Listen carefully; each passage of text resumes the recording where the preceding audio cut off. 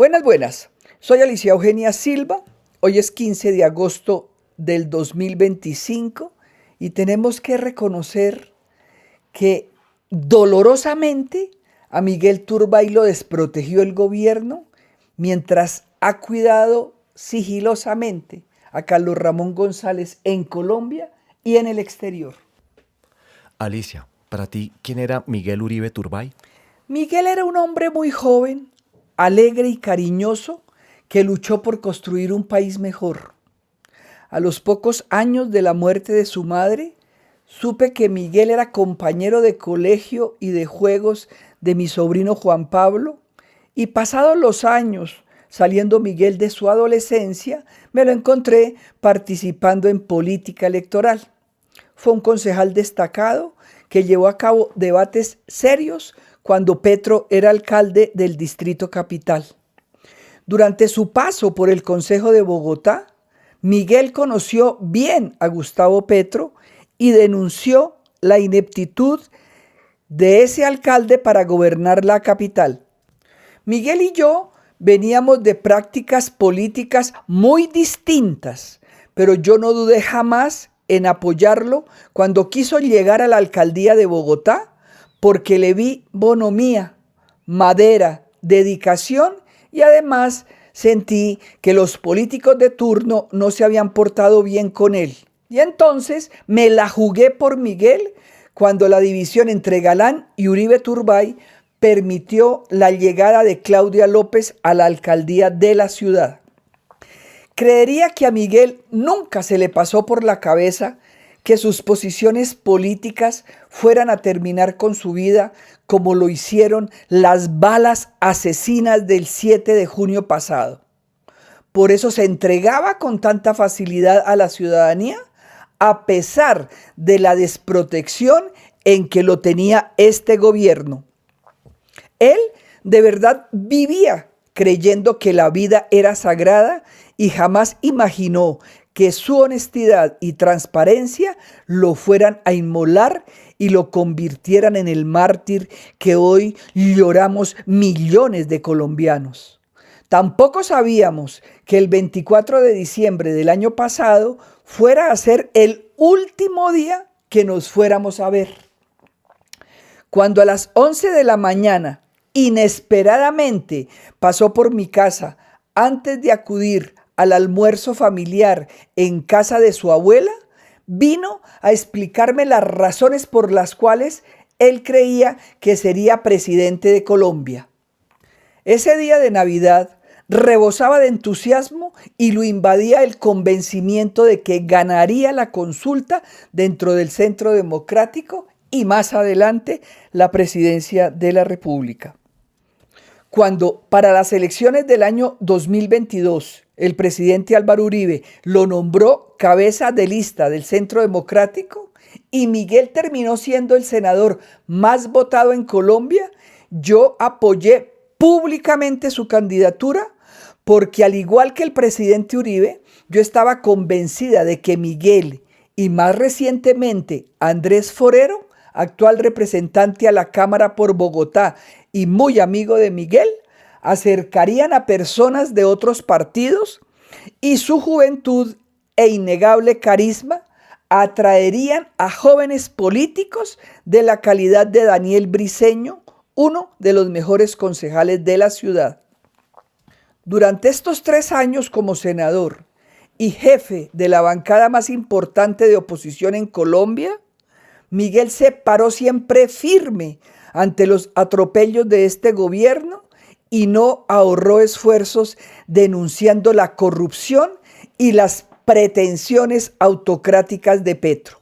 Su debate democrático, reflejado en sus intervenciones en el Senado de la República y los foros en los que participó, llevaron a Petro a publicar más de 40 trinos violentos en contra del joven senador que nadie duda que abonaron el terreno para el sacrilegio que se cometió contra la vida de Miguel Uribe. ¿Quiénes fueron los autores del magnicidio contra Miguel Uribe? Hoy no sabemos a ciencia cierta quiénes fueron los autores intelectuales del horrible magnicidio, y quién sabe si tampoco lo sabremos, así roguemos por obtener justicia. Cuando se comparan los esquemas de protección que la UNP les ofrece a los criminales de guerra que hoy ocupan las curules que les regaló el Acuerdo de La Habana, con la desprotección en que tuvieron al precandidato presidencial Miguel Uribe Turbay, nos aterramos de las declaraciones de Augusto Rodríguez, director de la UNP, cuando el 7 de junio, a los pocos minutos del atentado, se preguntaba al aire si Miguel tendría chaleco antibalas, sabiendo que le habían pegado 2 tiros en la cabeza y 1 tiro en una pierna. Para mayor desconcierto de quienes escuchamos a Augusto Rodríguez, director de la UNP, y a Gustavo Petro, ambos miembros del M-19, después de la muerte de Miguel, nos sorprendieron explicándonos que la Unidad Nacional de Protección había cumplido con todos los protocolos de seguridad, mientras Miguel hacía proselitismo al aire libre con 2 escoltas, uno de los cuales era el conductor. Hasta los primeros negociadores del acuerdo de Santos con las FARC han dicho que este gobierno ha empoderado a bandas criminales y a disidencias sin propósito claro. A estos delincuentes no solo se les ha empoderado con la nefasta paz total,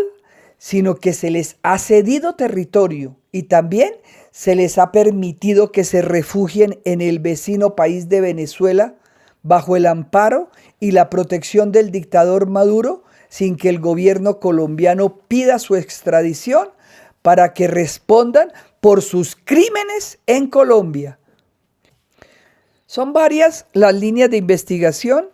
y las hipótesis que la justicia colombiana hoy maneja y que Petro y su ministro de Defensa han ido cambiando sin esperar el resultado que debe arrojar la justicia colombiana. Según el ministro Sánchez, fueron las disidencias de Iván Márquez quienes ordenaron el magnicidio, y los colombianos deben saber que este terrorista ha participado y se ha burlado de todos los acuerdos de paz en Colombia desde la década de los 80. Recordemos que ese guerrillero de las FARC fue representante a la Cámara y hoy, después de burlarse del Acuerdo de La Habana, se encuentra en Venezuela, gozando del cuidado y la protección del régimen dictatorial. Petro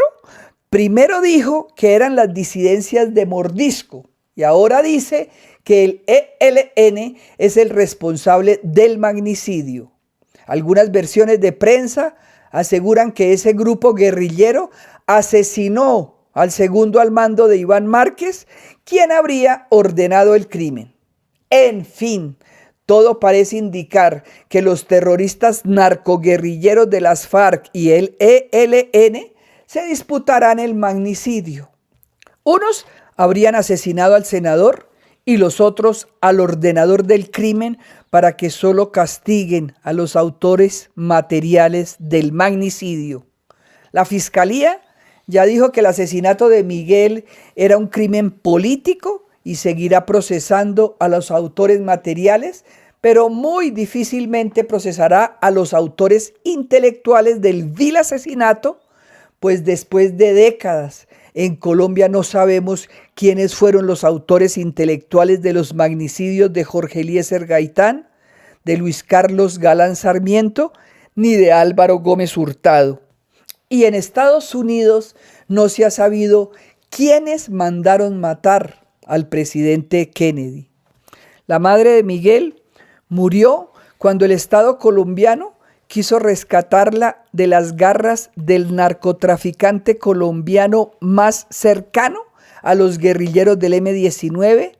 y a Miguel Uribe Turbay, las bandas criminales narcoterroristas descendientes de las guerrillas colombianas amparadas hoy por el régimen dictatorial venezolano, acabaron con su vida.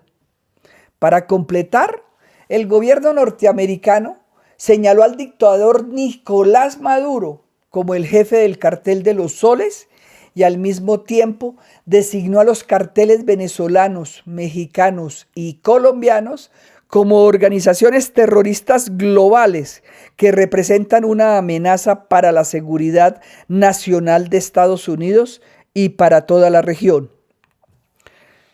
Los vínculos de estas bandas criminales con los grandes carteles de la droga arriba mencionados han sido relacionados con los magnicidios de los precandidatos presidenciales Fernando Villavicencio en Ecuador y Miguel Uribe Turbay en Colombia.